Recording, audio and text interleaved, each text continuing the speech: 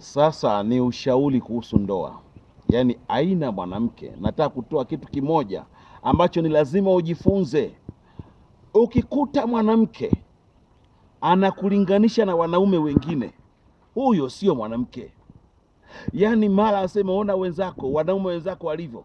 Kamnulia mwenzake mke wake kitenge. Ona mwanaume mwenzako kajenga nyumba.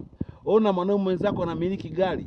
Yaani huyo mwanamke atakuletea pressure. Atakuletea pressure, atakuua mapema, kwa sababu maneno anayoongea yanaua moyo wako, yanafanya uchanganyikiwe. Alafu mbaya zaidi unakuta mwanamke unampenda balaa. Kwa hiyo mwanamke wa namna hii, yani bora uachane naye kabisa. Na kushauri babako Clemence Mwandambo, bora uachane naye kwa sababu atakuua mapema.